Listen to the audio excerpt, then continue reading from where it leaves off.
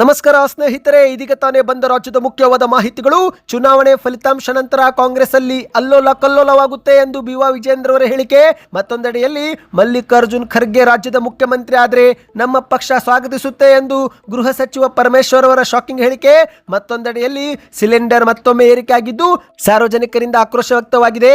ಮತ್ತೊಂದೆಡೆಯಲ್ಲಿ ಬೆಲೆ ಇಳಿಕೆ ಆದರೆ ಮೋದಿ ಸಾಧನೆ, ಏರಿಕೆ ಆದರೆ ಕಂಪನಿಗಳ ಜವಾಬ್ದಾರಿ ಎಂದು ಹೇಳುತ್ತಾರೆ ಎಂದು ಶೋಭಾ ಕರಂದ್ಲಾಜೆ ಮತ್ತು ಪ್ರಹ್ಲಾದ್ ಜೋಶಿ ಅವರ ಹೇಳಿಕೆಗೆ ಸಾರ್ವಜನಿಕರು ಆಕ್ರೋಶ ವ್ಯಕ್ತಪಡಿಸಿದ್ದಾರೆ. ಎಲ್ಲ ಸುದ್ದಿ ನೋಡೋಣ. ದಾವಣಗೆರೆ ಮತ್ತು ಬಾಗಲಕೋಟೆಯ ಉಪಚುನಾವಣೆಯ ಫಲಿತಾಂಶ ಪ್ರಕಟವಾಗಿದ್ದು ನಾವು ಹಿಂದೂಗಳಲ್ವಾ ಎಂದು ಬಿಜೆಪಿಗೆ ತಿಮ್ಮಾಪುರ್ ಅವರು ತಿರುಗೇಟು ಕೊಟ್ಟಿದ್ದಾರೆ. ಚುನಾವಣಾ ಫಲಿತಾಂಶ ಕುರಿತಂತೆಯೂ ಕೂಡ ಮಾಹಿತಿ ನೋಡೋಣ ಸ್ನೇಹಿತರೆ. ಇದೇ ಮಧ್ಯೆ ಗೃಹಲಕ್ಷ್ಮಿಯರಿಗೂ ಕೂಡ ಒಂದು ಮುಖ್ಯವಾದ ಸೂಚನೆ ಬಂದಿದೆ. ನಿಮ್ಮ ಬ್ಯಾಂಕ್ ಖಾತೆಗೆ 2,000 ರೂಪಾಯಿ ಜಮೆ ಆಗುತ್ತಿಲ್ವಾ? ಹಾಗಾದ್ರೆ ವಿಡಿಯೋ ಪೂರ್ತಿಯಾಗಿ ನೋಡಿ. ಇನ್ನು ಮೇ 20 ಬೆಳಿಗ್ಗೆ 6 ಗಂಟೆಯಿಂದಲೇ ಸಾರಿಗೆ ನೌಕರರ ಮುಷ್ಕರ, ರಾಜ್ಯಾದ್ಯಂತ ಬಸ್ ಬಂದ್ ಮಾಡಲು ನೌಕರರ ನಿರ್ಧಾರ. ಸಭೆಗಳು ಸತತವಾಗಿ ವಿಫಲವಾಗುತ್ತಿದ್ದು ಬಸ್ ಬಂದ್ ಆಗುವುದು ಬಹುತೇಕ ಖಚಿತ. ಎಲ್ಲ ಮಾಹಿತಿ ಡೀಟೇಲ್ ಆಗಿ ನೋಡೋಣ. ಅದಕ್ಕಿಂತ ಮೊದಲು ನೀವು ನಮ್ಮ ಚಾನಲ್ಗೆ ಮೊದಲು ಬಾರಿ ಭೇಟಿ ಕೊಡ್ತಾ ಇದ್ರೆ ದಯವಿಟ್ಟು ಸಬ್ಸ್ಕ್ರೈಬ್ ಬಟನ್ ಕ್ಲಿಕ್ ಮಾಡಿ, ಪಕ್ಕದಲ್ಲಿ ಕಾಣಿಸೋ ಗಂಟೆ ಕೂಡ ಒತ್ತಿ. ಇದರಿಂದ ರಾಜ್ಯದ ಮಾಹಿತಿಗಳು ನಿಮಗೆ ಸಿಗುತ್ತವೆ. ವಿಡಿಯೋಗೆ ಲೈಕ್ ಮಾಡಿ ಮತ್ತು ವಿಡಿಯೋ ಪೂರ್ತಿಯಾಗಿ ನೋಡಿ. ಬನ್ನಿ ಸ್ನೇಹಿತರೆ, ಎಲ್ಲ ಮುಖ್ಯವಾದ ಮಾಹಿತಿಗಳನ್ನು ಡೀಟೇಲ್ ಆಗಿ ನೋಡೋಣ. ಇದೀಗ ಉಪಚುನಾವಣೆ ಫಲಿತಾಂಶದ ನಂತರ ಕಾಂಗ್ರೆಸ್ ಅಲ್ಲಿ ಅಲ್ಲೋಲ ಕಲ್ಲೋಲವಾಗುತ್ತೆ ಎಂದು ಬಿವಾ ವಿಜೇಂದ್ರ ಅವರು ಹೊಸಪೇಟೆಯಲ್ಲಿ ಮಾಧ್ಯಮಗಳ ಮುಂದೆ ಹೇಳಿಕೆ ಕೊಟ್ಟಿದ್ದಾರೆ. ಹೌದು ಸ್ನೇಹಿತರೆ, ಇತ್ತೀಚೆಗೆ ದಾವಣಗೆರೆ ಮತ್ತು ಬಾಗಲಕೋಟೆ ಜಿಲ್ಲೆಗಳಲ್ಲಿ 2 ಕ್ಷೇತ್ರಗಳಲ್ಲಿ ಉಪಚುನಾವಣೆ ನಡೆದಿದ್ದು ಈ 2 ಕ್ಷೇತ್ರಗಳಲ್ಲಿ ಬಿಜೆಪಿ ಅಭ್ಯರ್ಥಿ ಗೆಲುವು ನಿಶ್ಚಿತ ಎಂದು ಬಿವಾ ವಿಜೇಂದ್ರ ಅವರು ಹೇಳಿಕೆ ಕೊಟ್ಟಿದ್ದಾರೆ. ಅಷ್ಟು ಮಾತ್ರವಲ್ಲದೆ ಚುನಾವಣಾ ಫಲಿತಾಂಶ ಪ್ರಕಟಗೊಳ್ಳುತ್ತಿದ್ದಂತೆ ಕಾಂಗ್ರೆಸ್ ಅಲ್ಲಿ ಅಲ್ಲೋಲ ಕಲ್ಲೋಲ ಉಂಟಾಗುತ್ತೆ, ಕಾದು ನೋಡಿ ಎಂದು ಕೂಡ ಹೇಳಿಕೆ ಕೊಟ್ಟಿದ್ದಾರೆ. ಕರ್ನಾಟಕದಲ್ಲಿ ಕುಡಿಯುವ ನೀರು ಸೇರಿದಂತೆ ರಾಜ್ಯಾದ್ಯಂತ ಹಲವು ಸಮಸ್ಯೆಗಳಿವೆ. ಆದರೆ ರಾಜ್ಯದ ಕಾಂಗ್ರೆಸ್ ನಾಯಕರು ರಾಜ್ಯದಲ್ಲಿರುವ ಸಮಸ್ಯೆಗಳ ಬಗ್ಗೆ ಗಮನ ನೀಡದೆ ಪದೇ ಪದೇ ದೆಹಲಿಗೆ ದಂಡಯಾತ್ರೆಯಲ್ಲಿ ಬ್ಯುಸಿಯಾಗಿದ್ದಾರೆ ಎಂದು ಮಾಧ್ಯಮಗಳ ಮುಂದೆ ಕಿಡಿಕಾರಿದ್ದಾರೆ. ಮುಖ್ಯಮಂತ್ರಿ ಸಿದ್ದರಾಮಯ್ಯ, ಉಪಮುಖ್ಯಮಂತ್ರಿ ಡಿ ಕೆ ಶಿವಕುಮಾರ್ ಅವರ ಬೆಂಬಲಿಗರಿಂದ ದೆಹಲಿಯ ದಂಡಯಾತ್ರೆ ಶುರುವಾಗಿದೆ. ಸಿದ್ದರಾಮಯ್ಯನವರ ಬಣ ದೆಹಲಿಗೆ ಭೇಟಿ ನೀಡುತ್ತಿದ್ದಂತೆ ಈಗ ಡಿ ಕೆ ಶಿವಕುಮಾರ್ ಅವರ ಆಪ್ತರು ಕೂಡ ದೆಹಲಿಗೆ ಪ್ರಯಾಣ ಬೆಳೆಸುತ್ತಿದ್ದಾರೆ. ಇದು ಕಾಂಗ್ರೆಸ್ನಲ್ಲಿ ಉಂಟಾಗಿರುವ ಅಸ್ಥಿರ ವಾತಾವರಣಕ್ಕೆ ಸಾಕ್ಷಿ ಎಂದು ವಿಜೇಂದ್ರ ಅವರು ಹೇಳಿಕೆ ಕೊಟ್ಟಿದ್ದಾರೆ. ರಾಜ್ಯದಲ್ಲಿ ಬಿಜೆಪಿಯನ್ನು ಬೇರು ಮಟ್ಟದಿಂದ ಸಂಘಟಿಸಿದ BS ಯಡಿಯೂರಪ್ಪ ಅವರಿಗೆ ಪಕ್ಷ ಎಲ್ಲವನ್ನು ನೀಡಿ ಗೌರವಿಸಿದೆ. ಅವರಿಗೆ ಈಗಲೂ ಕೂಡ ಅದೇ ಗೌರವವಿದೆ ಎಂದು ಕೂಡ ಹೇಳಿಕೆ ಕೊಟ್ಟಿದ್ದಾರೆ. ಹೌದು ಸ್ನೇಹಿತರೆ, ಯಡಿಯೂರಪ್ಪ ಅವರನ್ನು ಮೂಲೆ ಗುಂಪು ಮಾಡಲಾಗಿದೆ ಎಂಬುದು ಸತ್ಯಕ್ಕೆ ದೂರವಾದದ್ದು ಎಂದು ವಿಜೇಂದ್ರ ಅವರು ಹೇಳಿಕೆ ಕೊಟ್ಟಿದ್ದಾರೆ. ನಮ್ಮದು ರಾಷ್ಟ್ರೀಯ ಪಕ್ಷ, ನಮ್ಮ ಹೈಕಮಾಂಡ್ ಏನು ಹೇಳುತ್ತದೆಯೋ ಅದನ್ನೇ ನಾವು ಮಾಡುತ್ತೇವೆ. ನಮ್ಮ ರಾಷ್ಟ್ರೀಯ ನಾಯಕರ ತೀರ್ಮಾನಕ್ಕೆ ನಾವು ಬದ್ಧರಾಗಿದ್ದೇವೆ. ಈಗ ಚಿತ್ರದುರ್ಗದಲ್ಲಿ ನಡೆಯುವ BSY ಅಭಿಮಾನೋತ್ಸವದಲ್ಲಿ ಕೇಂದ್ರದ ಗೃಹ ಸಚಿವ ಅಮಿತ್ ಶಾ ಅವರು ಕೂಡ ಆಗಮಿಸಲಿದ್ದಾರೆ ಎಂದು ವಿಜೇಂದ್ರ ಅವರು ಹೇಳಿಕೆಯನ್ನು ಕೊಟ್ಟಿರುವಂತದ್ದು. ಹೌದು ಸ್ನೇಹಿತರೆ, ಮೇ 9ರಂದು ಚಿತ್ರದುರ್ಗ ಜಿಲ್ಲೆಯಲ್ಲಿ BSY ಅಭಿಮಾನೋತ್ಸವ ಕಾರ್ಯಕ್ರಮ ನಡೆಯಲಿದ್ದು ಈ ಕಾರ್ಯಕ್ರಮಕ್ಕೆ ಅಮಿತ್ ಶಾ ಅವರು ಕೂಡ ಆಗಮಿಸಲಿದ್ದಾರೆ ಮತ್ತು ರಾಜ್ಯದ ಪ್ರತಿ ಜಿಲ್ಲೆ ಗ್ರಾಮಗಳಿಂದ ಸುಮಾರು 10 ಲಕ್ಷ ಜನರು ಬರಲಿದ್ದಾರೆ ಎಂದು ವಿಜೇಂದ್ರ ಅವರು ತಿಳಿಸಿದ್ದಾರೆ. ಬನ್ನಿ ಮತ್ತೊಂದು ಮಾಹಿತಿಗೆ ಹೋಗೋಣ.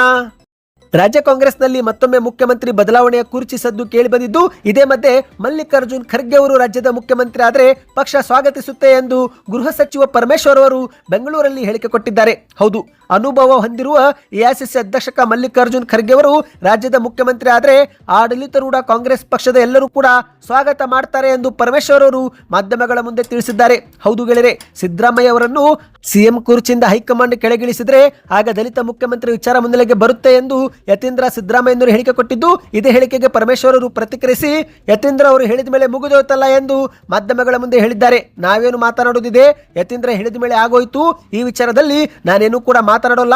ಹೈಕಮಾಂಡ್ ತೀರ್ಮಾನಕ್ಕೆ ನಾನು ಬದ್ಧರಾಗಿರುತ್ತೇನೆ ಎಂದು ಗೃಹ ಸಚಿವರು ಹೇಳಿಕೆ ಕೊಟ್ಟಿದ್ದಾರೆ. ಇದೇ ಮಧ್ಯೆ ಮಲ್ಲಿಕಾರ್ಜುನ್ ಖರ್ಗೆ ಅವರು ಮುಖ್ಯಮಂತ್ರಿ ಆದರೆ ನಾವು ಸ್ವಾಗತಿಸುತ್ತೇವೆ. ಖರ್ಗೆ ಅವರು ಹಿರಿಯರು, ಅವರ ಸಮಕಾಲೀನವರೆಲ್ಲ ಮುಖ್ಯಮಂತ್ರಿ ಆಗಿದ್ದಾರೆ. ವೀರಪ್ಪ ಮೊಯ್ಲಿ, ಗುಂಡೂರಾವ್ ಸೇರಿದಂತೆ ಎಲ್ಲರೂ ಮುಖ್ಯಮಂತ್ರಿ ಆಗಿದ್ದಾರೆ. ಮಲ್ಲಿಕಾರ್ಜುನ್ ಖರ್ಗೆ ಅವರ 50 ವರ್ಷ ಸಾಧನೆಯಲ್ಲಿ ಹೈಕಮಾಂಡ್ ಅವರಿಗೆ ಸ್ಥಾನ ಕೊಟ್ಟರೆ ತಪ್ಪೇನಿಲ್ಲ. ಹಾಗಾಗಿ ಹೈಕಮಾಂಡ್ ತೀರ್ಮಾನಕ್ಕೆ ನಾವೆಲ್ಲರೂ ಕೂಡ ಬದ್ಧರಾಗಿರುತ್ತೇವೆ ಎಂದು ಪರಮೇಶ್ವರ್ ಅವರು ಹೇಳಿದ್ದಾರೆ. ಬನ್ನಿ ಸ್ನೇಹಿತರೆ, ಮತ್ತೊಂದು ಮಾಹಿತಿಗೆ ಹೋಗೋಣ. ದೇಶಾದ್ಯಂತ ವಾಣಿಜ್ಯ ಬಳಕೆ LPG ಸಿಲಿಂಡರ್ ಬೆಲೆಯಲ್ಲಿ ಸುಮಾರು 1,000 ರೂಪಾಯಿಗೆ ಏರಿಕೆ ಮಾಡಲಾಗಿದ್ದು ಸದ್ಯ ಈ ಒಂದು ವಿಚಾರ ಈಗ ರಾಜಕೀಯ ವಲಯದಲ್ಲೂ ಕೂಡ ದೊಡ್ಡ ಮಟ್ಟದ ಸಂಚಲನ ಮೂಡಿಸಿದೆ. ಮೊದಲೇ ಬೆಲೆ ಏರಿಕೆಯಿಂದ ಜನರು ಕೆಂಗೆಟ್ಟಿ ಹೋಗಿದ್ದು ಇಂತಹ ಸಮಯದಲ್ಲಿ ಈ ಒಂದು ಬೆಲೆ ಏರಿಕೆ ಆಕ್ರೋಶಕ್ಕೆ ತುಪ್ಪ ಸುರಿಯುವಂತೆ ಮಾಡಿದೆ. ಅಷ್ಟು ಮಾತ್ರವಲ್ಲ ಸ್ನೇಹಿತರೆ, ಈ ಒಂದು ಬೆಲೆ ಏರಿಕೆ ವಿಚಾರ ಕುರಿತಂತೆ ಕೇಂದ್ರದ ಸಚಿವರಾದ ಶೋಭಾ ಕರಂದ್ಲಾಜೆ ಮತ್ತು ಪ್ರಹ್ಲಾದ್ ಜೋಶಿ ಅವರು ಕೂಡ ಹೇಳಿಕೆಗಳನ್ನು ನೀಡಿದ್ದು ಈ ಒಂದು ಹೇಳಿಕೆಗೂ ಕೂಡ ವ್ಯಾಪಕವಾಗಿ ಆಕ್ರೋಶ ವ್ಯಕ್ತವಾಗಿದೆ. ಹೌದು ಗೆಳೆಯರೆ, ಕೇಂದ್ರದ ಸಚಿವೆ ಶೋಭಾ ಕರಂದ್ಲಾಜೆ ಅವರು ಮಾಧ್ಯಮಗಳು ಕೇಳಿರುವ ಸಿಲಿಂಡರ್ ಬೆಲೆ ಏರಿಕೆ ವಿಚಾರ ಪ್ರಶ್ನೆಗೆ ಉತ್ತರ ಕೊಡದೆ ಇನ್ಯಾವುದೋ ಉತ್ತರ ಕೊಟ್ಟಿದ್ದಾರೆ. ಹೌದು, ಸಿಲಿಂಡರ್ ಬೆಲೆಗೂ ತಮಗೂ ಸಂಬಂಧವಿಲ್ಲ ಎನ್ನುವಂತೆ ಮಹಿಳಾ ಮೀಸಲಾತಿ ಬಿಲ್ ಬಗ್ಗೆ ಮಾತನಾಡಿದ್ದಾರೆ. ಪ್ರಧಾನಿ ಮೋದಿ ಅವರು ಮೀಸಲಾತಿ ತರಲು ಹೊರಟಿದ್ರು, ಆದರೆ ಕಾಂಗ್ರೆಸ್ ಅದನ್ನು ತಡೆ ಹಿಡಿಯಿತು ಎಂದು ಹೇಳುವ ಮೂಲಕ ಸಿಲಿಂಡರ್ ಬೆಲೆ ಏರಿಕೆ ಬಿಸಿಯಿಂದ ತಪ್ಪಿಸಿಕೊಳ್ಳಲು ಹರಸಾಹಸ ಪಟ್ಟಿದ್ದಾರೆ. ಸದ್ಯ ಈ ಒಂದು ವಿಡಿಯೋ ಕೂಡ ಸಾಮಾಜಿಕ ಜಾಲತಾಣದಲ್ಲಿ ಭಾರಿ ಸದ್ದು ಮಾಡಿದೆ. ಇನ್ನು ಮತ್ತೊಂದೆಡೆಯಲ್ಲಿ ಕೇಂದ್ರದ ಸಚಿವರಾಗಿರುವ ಪ್ರಹ್ಲಾದ್ ಜೋಶಿ ಅವರ ಹೇಳಿಕೆಗೂ ಕೂಡ ತೀವ್ರವಾದ ಆಕ್ರೋಶ ವ್ಯಕ್ತವಾಗಿದೆ. ಸಿಲಿಂಡರ್ ಬೆಲೆ ಏರಿಕೆ ಮಾಡುವುದು ತೈಲ ಕಂಪನಿಗಳು, ಇದರಲ್ಲಿ ಕೇಂದ್ರ ಸರ್ಕಾರದ ಪಾತ್ರವಿಲ್ಲ ಎಂದು ಹೇಳಿಕೆಯನ್ನು ಕೊಟ್ಟಿದ್ದು, ಈ ಒಂದು ಹೇಳಿಕೆಗೆ ಜನರು ಕೂಡ ಆಕ್ರೋಶ ವ್ಯಕ್ತಪಡಿಸಿದ್ದಾರೆ. ಬೆಲೆ ಇಳಿಕೆ ಆದಾಗ ಮಾತ್ರ ಅದನ್ನ ಮೋದಿಯವರ ಸಾಧನೆ ಎಂದು ಹೇಳುತ್ತಾರೆ. ಈಗ ಬೆಲೆ ಏರಿಕೆ ಆದರೆ ತೈಲ ಕಂಪನಿಗಳ ಮೇಲೆ ಗೂಬೆ ಕೂರಿಸುತ್ತಿದ್ದಾರೆ. ಇದೆಷ್ಟು ಸರಿ ಎಂದು ವಿರೋಧ ಪಕ್ಷಗಳು ಮತ್ತು ಜನರು ಸಾಮಾಜಿಕ ಜಾಲತಾಣದಲ್ಲಿ ತರಾಟೆಗೆ ತೆಗೆದುಕೊಂಡಿದ್ದಾರೆ. ಬೆಲೆ ಇಳಿಕೆ ಆದಾಗ ಕ್ರೆಡಿಟ್ ತೆಗೆದುಕೊಳ್ಳುವರು, ಈಗ ಏರಿಕೆ ಆದಾಗ ಹೊಣೆಗಾರಿಕೆಯನ್ನು ಕಂಪನಿಗಳ ಮೇಲೆ ಹಾಕುತ್ತಿರುವುದು ನಿಮ್ಮ ದ್ವಂದ್ವ ನೀತಿಯನ್ನು ತೋರಿಸುತ್ತೆ ಎಂದು ಜನರು ಆಕ್ರೋಶ ವ್ಯಕ್ತಪಡಿಸಿದ್ದಾರೆ. ಒಟ್ಟಿನಲ್ಲಿ ಸ್ನೇಹಿತರೆ, ವಾಣಿಜ್ಯ ಬಳಕೆಯ 19 kg ತೂಕದ LPG ಸಿಲಿಂಡರ್ ಬೆಲೆಯಲ್ಲಿ ಬರೋಬ್ಬರಿ 993 ರೂಪಾಯಿ ಏರಿಕೆಯಾಗಿದ್ದು, ಇದು ಹೋಟೆಲ್ ಮಾಲೀಕರಿಗೆ, ಸಣ್ಣ ಉದ್ಯಮಿದಾರರಿಗೆ ದೊಡ್ಡ ಹೊರೆಯಾಗಿದೆ. ಆದರೆ ಈಗ ಈ ಒಂದು ಹೊರೆ ಅಂತಿಮವಾಗಿ ಗ್ರಾಹಕರಿಗೆ ಬೀಳಲಿದೆ. ಹೌದು, ಹೋಟೆಲ್ ತಿಂಡಿ ತಿನಿಸುಗಳ ಬೆಲೆ ಏರಿಕೆ ಆಗುವ ಸಾಧ್ಯತೆ ಇದ್ದು ಜನಸಾಮಾನ್ಯರ ಜೇಬಿಗೆ ಕತ್ತರಿ ಬೀಳುವುದು ಈಗ ಇನ್ನಷ್ಟು ಖಚಿತವಾಗಿದೆ. ಸ್ನೇಹಿತರೆ, ಈ ಬಗ್ಗೆ ನಿಮ್ಮ ಅನಿಸಿಕೆಯನ್ನು ಕಮೆಂಟ್ ಮಾಡಿ. ಬನ್ನಿ ಮತ್ತೊಂದು ಮಾಹಿತಿಗೂ ಹೋಗೋಣ.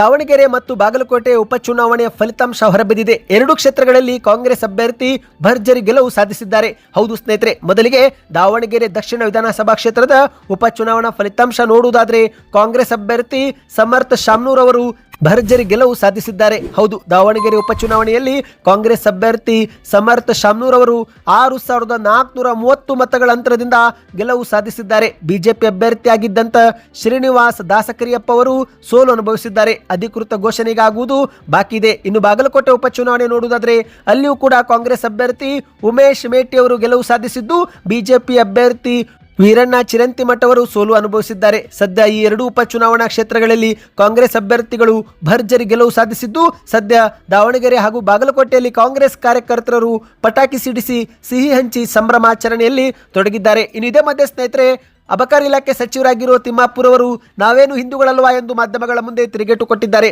ಹೌದು, ಬಾಗಲಕೋಟೆ ಉಪಚುನಾವಣೆಯಲ್ಲಿ ಕಾಂಗ್ರೆಸ್ ಅಭ್ಯರ್ಥಿ ಉಮೇಶ್ ಮೇಟಿ ಅವರು ಜಯಗಳಿಸಿದ್ದು, ಮೇಟಿ ಗೆಲುವಿನ ಬಗ್ಗೆ ಬಾಗಲಕೋಟೆ ಉಸ್ತುವಾರಿ ಸಚಿವರಾಗಿರುವ RB ತಿಮ್ಮಾಪುರ್ ಅವರು ಪ್ರತಿಕ್ರಿಯೆ ಕೊಟ್ಟಿದ್ದಾರೆ. ಮಾಧ್ಯಮಗಳ ಮುಂದೆ ಮಾತನಾಡಿದಂತ ತಿಮ್ಮಾಪುರ್ ಅವರು, ಬಾಗಲಕೋಟೆ ವಿಧಾನಸಭಾ ಕ್ಷೇತ್ರದ ಎಲ್ಲಾ ಮತದಾರರಿಗೆ ನಾನು ಮೊದಲು ಧನ್ಯವಾದ ತಿಳಿಸುತ್ತೇನೆ. ಮಾಜಿ ಸಚಿವರು, ಮಾಜಿ ಶಾಸಕರು ನಿರಂತರವಾಗಿ ಪ್ರಚಾರ ಮಾಡಿದ್ರು, ಜೊತೆಗೆ ಕಾಂಗ್ರೆಸ್ ಕಾರ್ಯಕರ್ತರ ಶ್ರಮದಿಂದ ಇಂದು ಕಾಂಗ್ರೆಸ್ ಅಭ್ಯರ್ಥಿಗಳು ಗೆಲುವು ಸಾಧಿಸಿದ್ದಾರೆ. ಹಾಗಾಗಿ ಎಲ್ಲರಿಗೂ ನಾನು ಧನ್ಯವಾದ ತಿಳಿಸುತ್ತೇನೆ ಎಂದು ಮಾಧ್ಯಮಗಳ ಮುಂದೆ ಹೇಳಿದ್ದಾರೆ. ಇನ್ನು ಇದರ ನಡುವೆ ಮಾಧ್ಯಮದವರು ಬಿಜೆಪಿಯವರು ಹಿಂದುತ್ವದ ಟ್ರಂಪ್ ಕಾರ್ಡ್ ಬಳಸಿ ಯತ್ನಾಳ್ ಅವರನ್ನ ಕರೆತಂದಿದ್ರು ಎಂಬ ಪ್ರಶ್ನೆಗೆ ಉತ್ತರ ಕೊಟ್ಟಂತ ತಿಮ್ಮಾಪುರ್ ಅವರು ಯಾವಾಗಲೂ ಪದೇ ಪದೇ ಹಿಂದುತ್ವ ಹಿಂದೂ ಎಂದೇ ಭಾಷಣ ಮಾಡ್ತಾರೆ, ನಾವು ಹಾಗೂ ಉಮೇಶ್ ಮೇಟಿಯನ್ನು ಹಿಂದೂಗಳಲ್ವಾ ಎಂದು ತಿರುಗೇಟು ಕೊಟ್ಟಿದ್ದಾರೆ. ನಾವು ಕೂಡ ಪ್ರಚಾರ ಮಾಡಿದ್ದೆವು, ಎಲ್ಲರ ಶ್ರಮದಿಂದ ಕಾಂಗ್ರೆಸ್ ಗೆದ್ದಿದೆ. ನಮ್ಮ ಸರ್ಕಾರದ ಅಭಿವೃದ್ಧಿ ಕಾರ್ಯಕ್ರಮ ಮತ್ತು ಗ್ಯಾರಂಟಿಗಳನ್ನ ಜನರು ಮೆಚ್ಚಿಕೊಂಡಿದ್ದಾರೆ. ಬಿಜೆಪಿಯವರನ್ನು ಜನ ಮತ್ತೊಮ್ಮೆ ತಿರಸ್ಕಾರ ಮಾಡಿದ್ದಾರೆ ಎಂಬುದಕ್ಕೆ ಈ ಒಂದು ಚುನಾವಣಾ ಫಲಿತಾಂಶನೇ ಸಾಕ್ಷಿ ಎಂದು RB ತಿಮ್ಮಾಪುರ್ ಅವರು ಹೇಳಿಕೆಯನ್ನು ಕೊಟ್ಟಿದ್ದಾರೆ. ಬನ್ನಿ ಸ್ನೇಹಿತರೆ, ಮತ್ತೊಂದು ಮಾಹಿತಿಗೆ ಹೋಗೋಣ.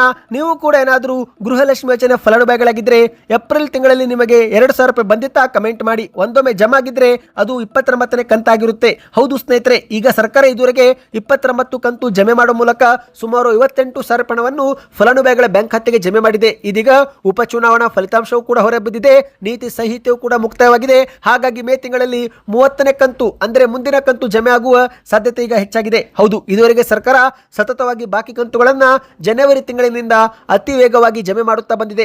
ಜನವರಿಯಲ್ಲಿ 24ನೇ ಕಂತು ಹಾಕಿದ್ದಂತ ಸರ್ಕಾರ ಫೆಬ್ರವರಿಯಲ್ಲಿ 25, 26, ಮಾರ್ಚ್ ಅಲ್ಲಿ 27, 28 ಮತ್ತು ಇತ್ತೀಚೆಗೆ ಏಪ್ರಿಲ್ ತಿಂಗಳಲ್ಲಿ 29 ಕಂತು ಜಮೆ ಮಾಡಿದೆ.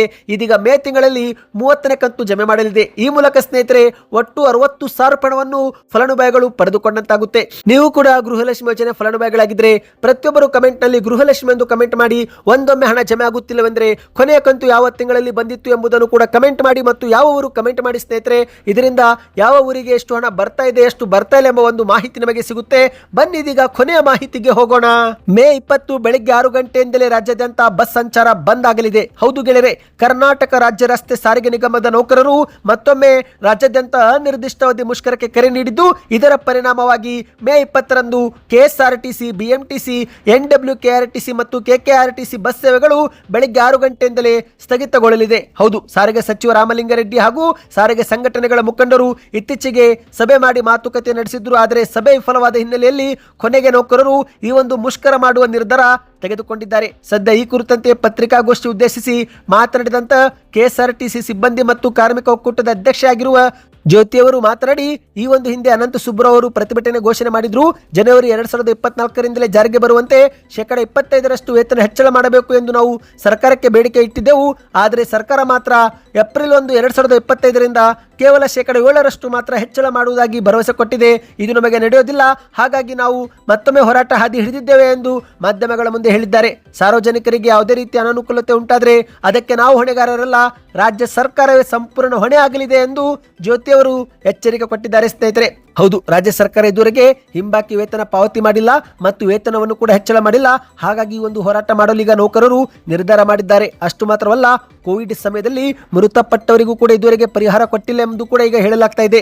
ರಾಜ್ಯ ಸರ್ಕಾರಕ್ಕೆ ಸಾಕಷ್ಟು ಬಾರಿ ಮನವಿ ಮಾಡಿದರೂ ಕೂಡ ಯಾವುದೇ ಪ್ರಯೋಜನವಾಗಿಲ್ಲವೆಂದು ಈಗ ಅವರು ಮಾಧ್ಯಮಗಳ ಮುಂದೆ ಆಕ್ರೋಶ ಹೊರಗೆ ಹಾಕಿದ್ದಾರೆ. ಒಟ್ಟಿನಲ್ಲಿ ಸ್ನೇಹಿತರೆ, ಸರ್ಕಾರ ಬೇಡಿಕೆ ಈಡೇರಿಸದಿದ್ರೆ ಈ ಬಾರಿ ಅನಿರ್ದಿಷ್ಟಾವಧಿ ಮುಷ್ಕರ ಆಗುವುದು ಬಹುತೇಕ ಖಚಿತ. ಅಂದ್ರೆ ಸ್ನೇಹಿತರೆ, ಅನಿರ್ದಿಷ್ಟಾವಧಿ ಅಂದ್ರೆ ಎಲ್ಲಿವರೆಗೆ ಬೇಡಿಕೆ ಈಡೇರುವುದಿಲ್ಲೋ ಅಲ್ಲಿವರೆಗೆ ಬಸ್ಸುಗಳು ರಸ್ತೆಗೆ ಇಳಿಯುವುದಿಲ್ಲ. ಅಂದ್ರೆ ಈ ಒಂದು ಹೋರಾಟ ದೊಡ್ಡ ಮಟ್ಟದಲ್ಲಿ ಮುಂದುವರಿಯಲಿದೆ. ಸ್ನೇಹಿತರೆ, ಸದ್ಯಕ್ಕೆ ಇತ್ತು. ಈ ಎಲ್ಲ ಮಾಹಿತಿಗಳು ಇಷ್ಟವಾಗಿದ್ರೆ ಚಾನಲ್ಗೆ ಸಬ್ಸ್ಕ್ರೈಬ್ ಮಾಡ್ಕೊಳ್ಳಿ. ನಿಮ್ಮ ಅನಿಸಿಕೆಗಳನ್ನ ಕಮೆಂಟ್ ಮಾಡ್ತಾ ವಿಡಿಯೋನ ಲೈಕ್ ಮಾಡಿ ಮತ್ತು ನಿಮ್ಮ ಗೆಳೆಯರಿಗೂ ಕೂಡ ಶೇರ್ ಮಾಡಿ.